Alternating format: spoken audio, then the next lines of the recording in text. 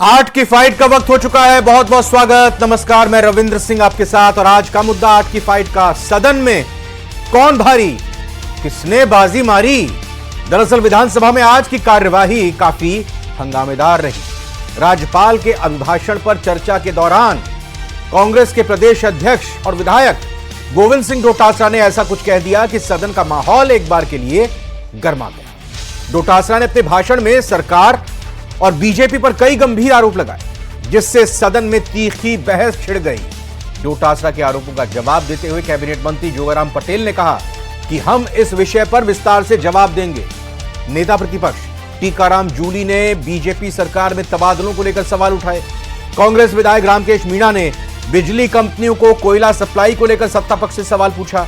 आज सदन में विपक्ष के काफी तीखे तेवर थे, वहीं सत्ता पक्ष के सधे हुए कदम देखने को मिले। चर्चा आज इसी बात पर होगी। पहले की रिपोर्ट से।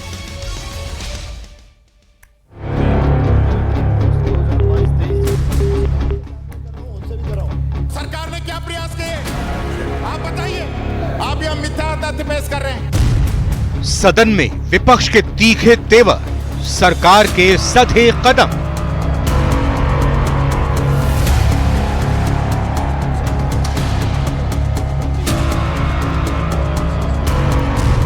कांग्रेस की किरोड़ी लाल के बहाने सरकार को घेरने की कोशिश। श्री किरोड़ी लाल सदस्य विधानसभा द्वारा 16वीं राजस्थान विधानसभा के तृतीय सत्र में सत्रांत तक अस्वस्थता के कारण सदन की बैठकों से अनुपस्थिति रहने की अनुमति चाही गई है। डोटासरा ने ईआरसीपी और यमुना जल को लेकर सवाल उठाए। कांग्रेस सरकार के समय, हमारी सरकार के समय जो ईआरसीपी का काम हमने शुरू किया, आपने कम से कम देखा तो सही। प्रदेश की जनता पूछना चाहती है मुख्यमंत्री जी, आप विराजमान हैं इसलिए आपसे रिक्वेस्ट कर रहा हूं। उन्होंने कहा जो वसुंधरा जी ने ईआरसीपी का प्रोजेक्ट दिया है उसको हम राष्ट्रीय परियोजना घोषित करेंगे। वो राष्ट्रीय परियोजना कहां है? दूसरा बजट के अंदर कहा गया। बीजेपी विधायक कैलाश वर्मा का तंज, गहलोत सरकार ने 8 सर्कस शो किए। इनकी सरकार के समय के अंदर जहां जहां शो हुए, माननीय सभापति महोदय, पहला शो मुख्यमंत्री बनने से लेकर सर्कस हुआ अल्बर्ट हॉल के सामने। दूसरा शो एक लाइन का प्रस्ताव आया जब सर्कस के अंदर कोई कमी नहीं रही। तीसरा शो पूर्व मुख्यमंत्री अशोक गहलोत जी ने कहा था कि यहां तो मुख्यमंत्री तो मैं ही रहूंगा। बाल मुकुंदाचार्य ने उठाया अवैध बांग्लादेशियों और रोहिंग्याओं का मुद्दा। प्रदेश की राजधानी जयपुर शहर तथा संपूर्ण प्रदेश में बांग्लादेशी रोहिंग्या घुसपैठिए अवैध रूप से जमे हुए हैं और प्रदेश में कानून व्यवस्था को खतरा उत्पन्न कर रहे हैं। सदन में कौन भारी, किसने बाजी मारी।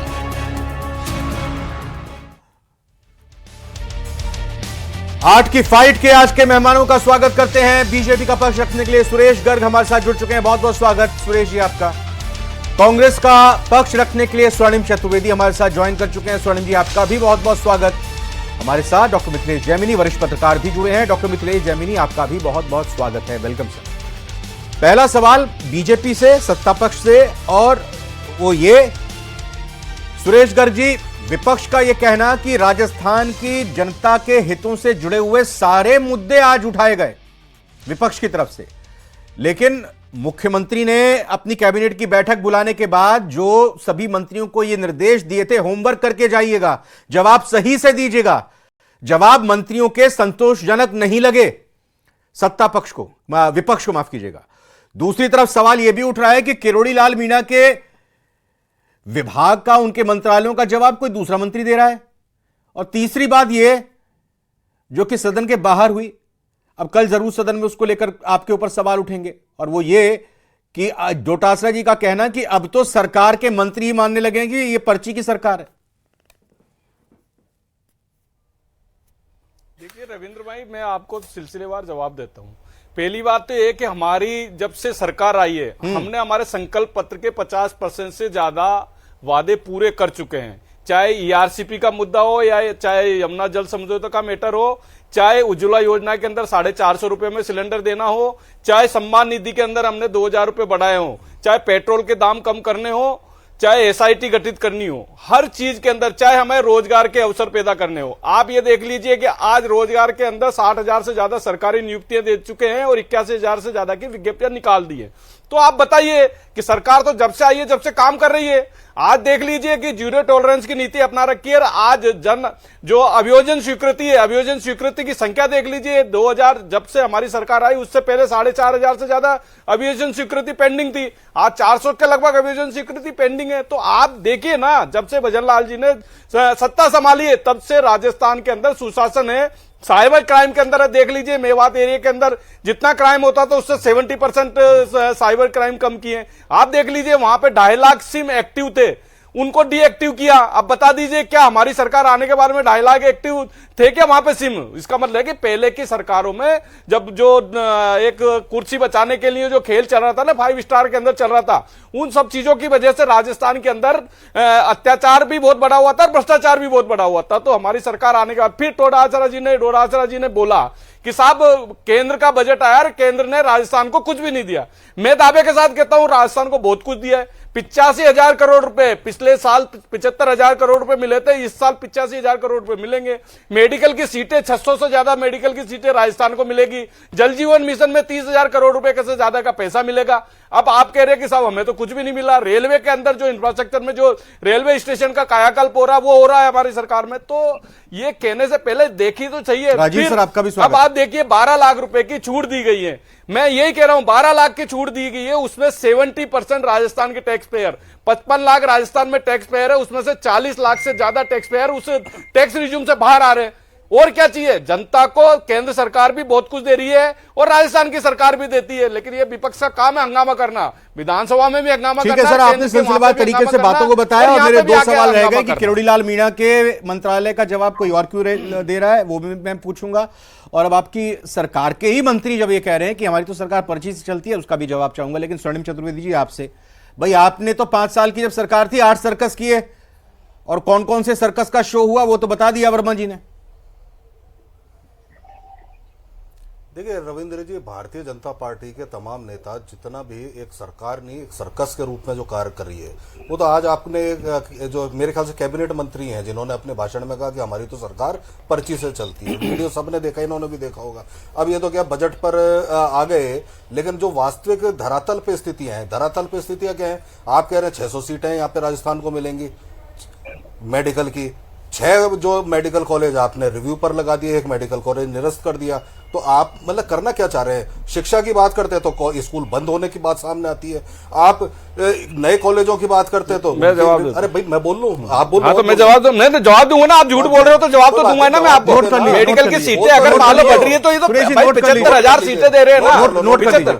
हाँ तो मैं जवाब दे रहा हूँ ना, मैं जवाब दूंगा निश्चित रूप से। बिल्कुल बिल्कुल बिल्कुल लिख लो आप, है ना, जवाब दूंगा निश्चित रूप से भाई। अब ये भी जवाब देना, सुनिए, अब ये भी जवाब देना चाहिए कि इतनी बड़ी बड़ी घोषणाएं थी आपकी घोषणा पत्र में, तो ये भी था किसानों से 2700 रुपए में एमएसपी पर गेहूं खरीदेंगे। अरे तो 5 साल में पूरा करेंगे ना। अभी तो 13 महीने हुए हैं, 50% वो कह रहे हैं हमने काम कर दिया। चलो कोई बात नहीं रविंद्र जी, अगर बजट घोषणा जो 1 साल में पूरी होनी चाहिए उस पर तो पूछ लें, क्या उस पर भी नहीं पूछेंगे? किरोड़ी मीणा तो इन्हीं के कैबिनेट मंत्री हैं, कह रहे हैं ना प्रतिदिन 7 करोड़ रुपए की अवैध बजरी खनन हो रहा है सवाई माधोपुर में बीसलपुर से, तो नहीं पूछे?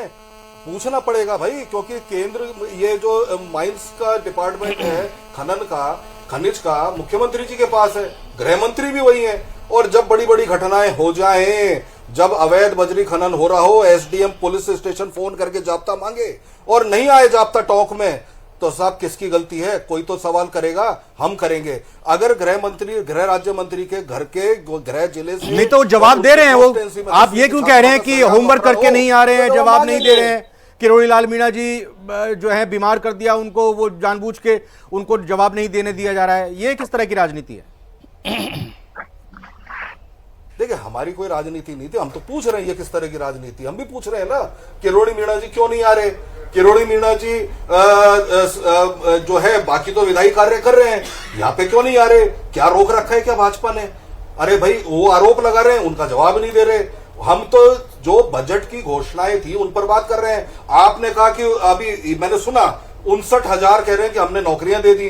आपका एक साल का जो आपका ये पत्र जारी हुआ है, मुख्यमंत्री जी ने जारी किया है, उनके करकमलों से जारी हुआ है 17 दिसंबर को, उसमें कह रहे हैं कि 32,000 नौकरियां दी हैं। जो DIPR का विज्ञापन है दिसंबर एंड में जारी हुआ, वो कहते हैं 47,000 है। मुख्यमंत्री जी जो अभिभाषण है जो राज्यपाल महोदय का आता है उसमें 60,000 कुछ बताते हैं। तो ये तो एक कंफ्यूजन है, क्या सच्चाई है? सुरेश जी, ये कंफ्यूजन क्यों हो रही है? मिशन की बात और जवाब भी आप देना चाह रहे थे। एक रविंद्र जी, हाँ बोलिए। मैं जवाब दे रहा हूं, मैं ले लीजिए। पहले कंप्लीट कर लेंगे। बजट में घोषणा की कि 25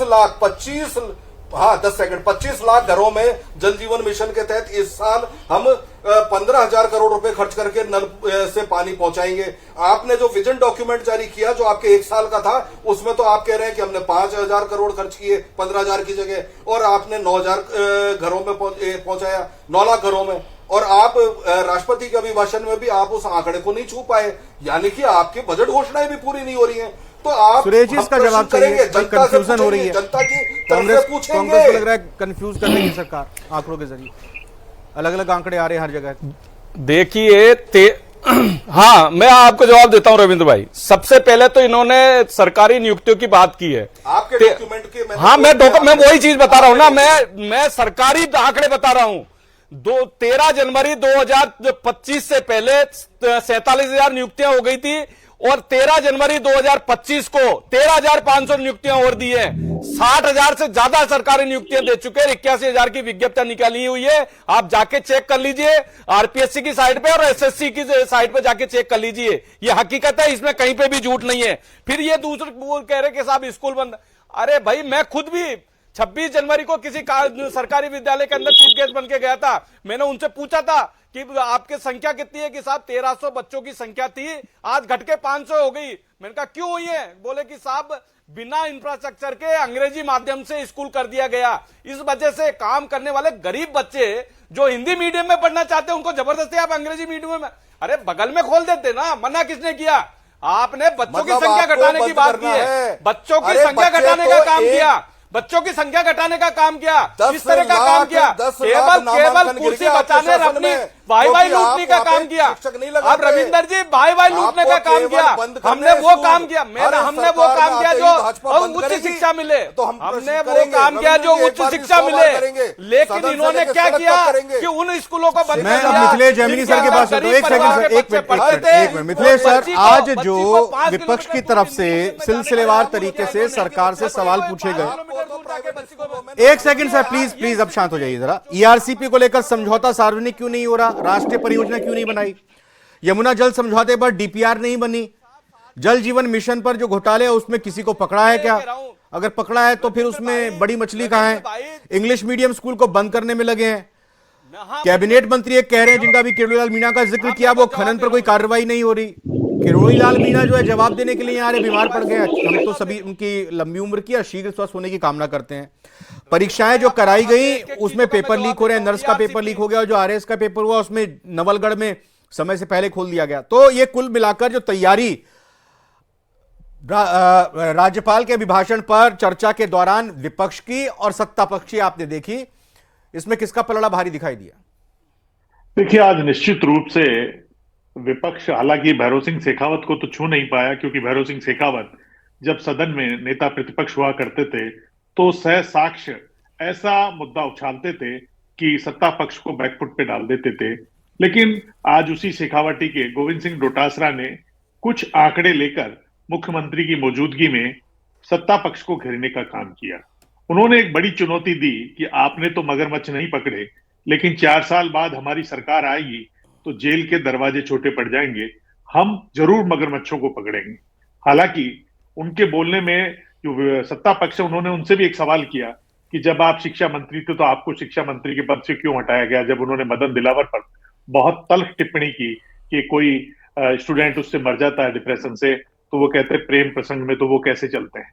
तो इंपॉर्टेंट चीज है कि उन्होंने एक मुद्दा उठाया कि 3737 इंग्लिश मीडियम स्कूल है, उनमें टीचर्स की अपॉइंटमेंट नहीं हुए, उनके एग्जाम हो गए, तो कई मुद्दे उठाए।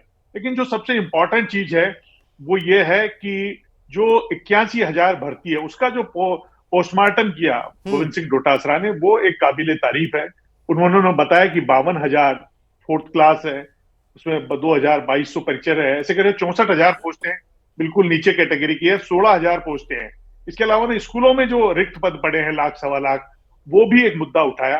तो कुल मिलाकर आज डोटासरा ने बड़ा अंदाज में हमला बोला सरकार पर, और कहीं न कहीं एक इंपॉर्टेंट चीज ये भी देखने को मिली कि किरोड़ी लाल जी को लेकर कि वो मेरे साडू भाई है, और एक बड़ा राजनीतिक बयान दिया कि दौसा में मुख्यमंत्री जी आप उनके भाई बने थे, और भाई बनकर आपने उनकी पीठ में खंजर घोंप दिया, और उनका भरत जैसा भाई सत्ता में आने से चूक गया।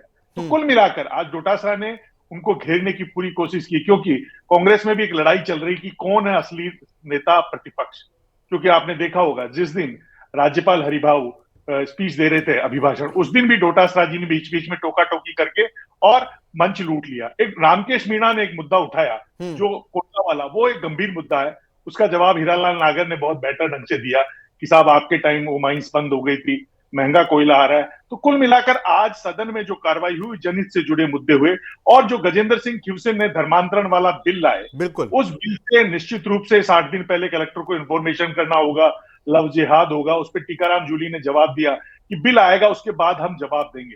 लेकिन इसके अलावा दो एक महत्वपूर्ण घटना हुई बीजेपी के लिए जो थोड़ी चिंताजनक है कि पूर्व मुख्यमंत्री वसुंधरा राजे छोटी सादनी में गई और वहां पर किसी ने पूछ लिया बीजेपी के कार्यकर्ता ने कि आप मुख्यमंत्री क्यों नहीं बन जाते, तो मैडम ने कहा कि मेरे हाथ में नहीं है। दूसरा, देवी सिंह भाटी ने जो एक चैलेंज दिया है कि 6 तारीख को मैं विधानसभा के सामने बैठूंगा। और इसके अलावा जो इनके नौजवान कांग्रेस के विधायक है विकास कुमार, जो किशनगढ़ से, उन्होंने एक बड़ा आरोप लगाया है कि किशनगढ़ में मैं अकेला अजमेर में विपक्ष का एमएलए हूं और बहुत सारे लोग कह रहे हैं कि खाओ पियो ऐश करो। तो जो करप्शन का, जिस करप्शन के मुद्दे पर ये आए थे, जिस पेपर लीक के मुद्दे पर ये आए थे, उस पर आज बैकफुट पर कांग्रेस ने बीजेपी को डालने का काम किया। तो मैं कहूंगा कि आज कहीं न कहीं सत्ता पक्ष को लगा कि एक्सपीरियंस जो पर्सन है उनकी कमी आई। कहीं राजेंद्र राठौड़ जो एक अच्छे पार्लियामेंट्रियन है उनकी कमी नजर आई, कहीं गुलाब चंद कटारिया जो अब राज्यपाल बन गए उनकी कमी नजर आई।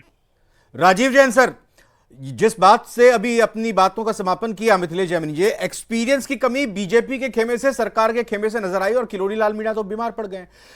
बीजेपी को, सत्तारूढ़ पार्टी को, सरकार को न सिर्फ विपक्ष के हमलों को झेलना है, बल्कि अपनों को लेकर जो विपक्ष हमले कर रहा है उसका भी सामना करना है, उसका भी जवाब देना है। और अविनाश गहलोत ने, मंत्री ने तो जो बाहर कहा है और जो अभी प्रकरण बता रहे हैं पूर्व मुख्यमंत्री का, वो भी सदन में चर्चा का विषय बन सकता है। बिल्कुल रविंद्र जी, ये हर विषय बन सकते हैं चर्चा के सदन के अंदर। लेकिन जो एक चीज साफ दिख रही है कि सत्ता पक्ष में तो अनुभव की कमी है और विपक्ष में अनुभव काफी, अनुभवी ज्यादा विधायक हैं, वरिष्ठ विधायक हैं काफी हैं। और जहां तक विपक्ष के नेता है जूली, वो भी बहुत अच्छा, पिछले सत्र में भी उनकी परफॉर्मेंस काफी अच्छी रही थी। उन्होंने जिस ढंग से सरकार की घेराबंदी की वो भी एक मतलब काबिले तारीफ है। गोविंद सिंह डोटासरा है ही, अच्छा बोलते हैं, वो सरकार को कई तरीके से घेर लेते हैं। गोविंद सिंह डोटासरा करीब करीब उसी भूमिका में, जिस भूमिका में पिछली बार विपक्ष में राजेंद्र राठौड़ हुआ करते थे। तो दोनों ही संसदीय मामलों के जानकार हैं। तो ये निश्चित तौर पे कहा जा सकता है कि अभी तक के, आज जो पहला दिन था बजट सत्र का, या डिबेट शुरू हुई, तो विपक्ष तो कहीं ना कहीं हावी नजर आया। सत्ता पक्ष ने भी फ्लोर मैनेजमेंट का एक पूरा ध्यान तो रखा है। सत्र शुरू होने से पहले उन्होंने पूरी तैयारी की थी। लेकिन अब आने वाले समय में जो और डिबेट होगी और जो मुद्दे उठेंगे सामने, जैसा आपने जिक्र किया, सत्ता पक्ष में और विपक्ष दोनों में ही गुटबाजी का एक कहीं ना कहीं माहौल देखने को मिलता है। जो वरिष्ठ विधायक है सत्ता पक्ष के, वो कहीं ना कहीं मौन रह रहे हैं या चुप रह रहे हैं। जो दूसरे रूप में कह सकते हैं जो वसुंधरा गुट के हैं, वसुंधरा जी का भी जो बयान आया कि मुख्यमंत्री मेरे हाथ में नहीं है बनना, या जो भी है उस तरीके से। एक कैबिनेट मंत्री जो पहली बार मंत्री बने, उनका ये बयान कि हमारी तो सरकार। तो ये सब चीजें कहीं ना कहीं विपक्ष को मुद्दे मिल रहे हैं जो आने वाले समय में और तीखापन, मतलब जहाँ विपक्ष का रहेगा, तो सत्ता पक्ष को तो अब तैयारी और जोर शोर से करनी पड़ेगी। उनको रोजाना अपनी मीटिंग बुला के कहीं ना कहीं जो विपक्ष के हमलावर तेवर है उन पर कहीं ना कहीं कैसे लगाम लगाई जाए या उनका बचाव कैसे किया जाए। अब तो सत्ता पक्ष को बचाव की भूमिका में ही आना पड़ेगा। रविंदर, सुरेश गर्ग जी, हमारे दोनों ही एक्सपर्ट पैनलिस्ट ने यही कहा कि तजुर्बे की कहीं ना कहीं कमी नहीं दिखनी चाहिए। और मुख्यमंत्री ने तो कैबिनेट मीटिंग के दौरान भी अपने सभी साथियों से कहा था, भाई तजुर्बे के साथ जाइएगा, इस बार तजुर्बा दिखना चाहिए। होमवर्क दिखाई देना चाहिए। और क्यों ना बेहतर होता, किरोड़ीलाल मीणा जी ठीक है, वो बीमार हैं, लेकिन किरोड़ीलाल मीणा एक तरफ होते वरिष्ठ वो राजनेता हैं, वरिष्ठ सदस्य हैं, दूसरी तरफ पूर्व मुख्यमंत्री को भी जो सत्तापक्ष के सवाल उठ रहे हैं उनके जवाब देने के लिए वहां पर मौजूद रहना चाहिए, ताकि एक पूरी बीजेपी को संबल मिले सभी सत्तापक्ष को। देखिए रविंद्र भाई, मैं एक कह रहा हूं कि भारतीय जनता पार्टी और हमारे मुख्यमंत्री जी और हमारे विधायक है वो पूरी तैयारी से हैं। कहीं पे भी ऐसा नहीं है कि किसी की जवाब, जो अगर विपक्ष राजस्थान के डेवलपमेंट के मामले में अगर कोई बोलेंगे तो उसका निश्चित रूप से समाधान किया जाएगा, निश्चित रूप से जवाब दिया जाएगा, लेकिन हंगामे का कोई जवाब नहीं होता। अब आप बता दीजिए, दलित नेता इनके टीकाराम जूली जी है, टीकाराम जूली जी को बोलने क्यों नहीं देने दिया जाता इनका? डोडासरा जी, जब भी टीकाराम जूली जी बोलने की कोशिश करते, बार बार टोकने की कोशिश करते, तो दलितों का अपमान करना तो इनके फितरत में है। अब आप देख लीजिए, आपने देखा होगा 5 साल तक क्या था राजस्थान के अंदर जब इनकी सरकार थी, उप मुख्यमंत्री और मुख्यमंत्री दोनों 5 साल तक बोले नहीं, 5 साल तक बोले नहीं, बाड़ेबंदी में बंद रहे, 5 साल तक बाड़ेबंदी में बंद रहे, कुर्सी बचाने के लिए भ्रष्टाचार को चरम सीमा पे बढ़ा दिया था, कुर्सी बचाने के लिए भ्रष्टाचार को चरम सीमा पे बढ़ा दिया था, ये स्थिति किए थे। तो ये केवल आप सदन में भी चिल्लाने का काम करना, यहाँ पे भी चिल्लाने का काम करना, केवल चिल्लाने का काम करना, लेकिन राजस्थान के डेवलपमेंट के बारे में कभी भी इन्होंने नहीं सोचा। राजस्थान के डेवलपमेंट के बारे में कभी भी नहीं सोचा। ये भारतीय जनता पार्टी की सरकार है जो सुशासन देने के लिए संकल्प है, ये भारतीय जनता पार्टी की सरकार है जो अपने वादे पूरे कर रही है, जो अपने कमिटमेंट है, जो हमने संकल्प में दिया है वो पूरे वादे पर पूरे कर रहे हैं, जो हमने बजट के अंदर बोला है उसको वादे पूरा कर रहे हैं। और ना आपके पास स्वर्णिम जी, एक सेकंड स्वर्णिम जी, आप सरकार को बोल रहे हैं, आप किरोड़ीलाल मीणा को बोल रहे हैं, लेकिन भाई लोग तो ये भी जानना चाह रहे हैं, सचिन पायलट, पूर्व मुख्यमंत्री अशोक गहलोत, अभी तो चर्चा यही हो रही है कि सदन का नेता प्रतिपक्ष कौन है, टीकाराम जूली हैं कि वाहवाही लूटने के लिए डोटासरा जी अपनी बातों को सामने रखते हैं, लेकिन अशोक गहलोत और आपके पूर्व मुख्यमंत्री भी तो नहीं दिखाई दे रहे वहां पर। देखिए रविंद्र जी, आप कह रहे थे मुख्यमंत्री नहीं आते सदन में, वो तो बैठे हुए हैं लगातार। सुनिए, हम नहीं कह रहे, हम तो नहीं कहा था, हमने तो आज डोटासरा जी ने उनको धन्यवाद दिया कि आप सुन रहे हैं, सुन तो लीजिए। टीकाराम जूली जी ने विधानसभा सत्र शुरू हुआ था, विपक्ष नेता प्रतिपक्ष ने यह कहा था कि हम हंगामा नहीं, हम एक सार्थक चर्चा करेंगे, और आज एक बहुत सार्थक चर्चा हुई। हाँ, टीकाराम जूली जी को बोलने से रोकने के लिए आज इनके जो मंत्री जी हैं उन्होंने किस शब्द का इस्तेमाल किया और फिर माफी मांगी, सबने देखा ना, किस पर आरोप लगा रहे हैं। दूसरी चीज, अगर आप ईआरसीपी को लेकर के हमारे काम जो हमने कर दिए थे उनको गिना रहे हो, क्या कर दिया था बता दीजिए ना। एक रुपया भी रिलीज नहीं हुआ, आपका एमओयू 35,000 करोड़ रुपए की योजना में केंद्र सरकार 90% दे रही है भैया, 90% केंद्र सरकार दे रही है, आप मात्र 10% 3,500 करोड़ रुपए का राजस्थान को देना पड़ेगा, और 35,000 करोड़ में से 90% केंद्र सरकार का हिस्सा है। 5 साल तक आपने मीटिंग तक नहीं की थी, सब जगह झूठ का बोल बना। एक सेकंड, मिथिलेश सर के बाद चल रहा हूं। मिथिलेश जी, जो टकराव की स्थिति सत्ता पक्ष और विपक्ष में देखने को मिल रही है, एक ये कांग्रेस का आरोप कि हमारी सरकार के वक्त में शुरू किए गए कार्य को उन्होंने बंद कर दिया, नाम बदल दिया, और दूसरा ये कि जो हमारे सरकार के वक्त में काम शुरू हुए थे उसका श्रेय लेने की होड़ ये सरकार ले रही है। ईआरसीपी का एमओयू कहां है रविंद्र जी, इतना पूछ लो। धरातल पे है ईआरसीपी, 35,000 करोड़ का प्रोजेक्ट है, 90% केंद्र सरकार लगाएगी। एक सेकंड, सबसे इंपॉर्टेंट चीज है कि एक सुखद पल यह है विधानसभा में, बहुत अच्छी बात, कि पहली बार मुख्यमंत्री बने भजनलाल पार्टिसिपेट कर रहे हैं। नहीं तो हमने देखा है पहले भी मुख्यमंत्री यहां बने हैं, वो आते नहीं थे, और मुद्दों पर बात जी हो। तो मुद्दों पे यह है कि इंपॉर्टेंट मुद्दा यह है कि जो काम जैसे नवनेरा बांध वाला बात आज उन्होंने उठाई, गोविंद सिंह डोटासरा ने, हमने बना दिया था, तो भाई बना तो दिया था, लेकिन उसका पानी कैसे आएगा उसको पूरा भजनलाल जी कर रहे हैं। तो ये एक इंपॉर्टेंट है। उन्होंने यमुना जल समझौते वाला मामला भी उठाया कि पहले 2400 क्यूसेक पानी वो ले लेगा हरियाणा, उसके बाद जो बचेगा वो 3 महीने जून जुलाई अगस्त में हमको मिलेगा। तो ये मुद्दे उठाए, अच्छी बात राजीव जी, अभी ऐसी शुचिता राजनीति में क्यों इस तरह से देखने को नहीं मिलती कि ठीक है, जरूरी नहीं है कि आधारशिला कोई रखे और फीता कोई बाद में काटे, क्योंकि आरोप तो यह भी लगाया गया कि भी जो कुछ कई सारी योजनाएं हैं उसमें कांग्रेस के विधायकों का नाम नहीं जोड़ा जाता। हो सकता है कोई सरकार हो 5वें साल में किसी कार्य की आधारशिला रखती है और फिर आखिर में अगली सरकार आके उसको पूर्ण करती है, तो उसको तो धन्यवाद देना चाहिए सरकार को कि भाई आपने ना सिर्फ इसको काम को आगे लेकर गए बल्कि उसको पूरा भी किया। सर, मैं ज्यादा समय नहीं दे पाऊंगा आपको, 15-20 सेकेंड। राजीव से। देखिए रविंद्र, सियासी दल है और सियासी सरकार है, तो इसमें राजनीति तो चलेगी। राजस्थान प्रदेश जो जिस तरीके से कांग्रेस और भाजपा वर्सेस जो चलता है, तो उसमें आरोप प्रत्यारोप के दौर तो चलेंगे ही। इसी बीच में ये सुखद पल है, यदि इस तरीके की जो आप चर्चा कर रहे हैं वो हो जाए तो ये राजस्थान के हित में बिल्कुल यही उम्मीद करते हैं कि शोर शराबा हंगामे की भेंट सदन की कार्यवाही ना चढ़े, बल्कि जो मुद्दे हैं जिन पर चर्चा होने की जरूरत है उन पर विस्तार से चर्चा हो। चारों मेहमानों का बहुत बहुत धन्यवाद, बहुत बहुत शुक्रिया। और इसी के साथ आज की फाइट में फिलहाल इतना।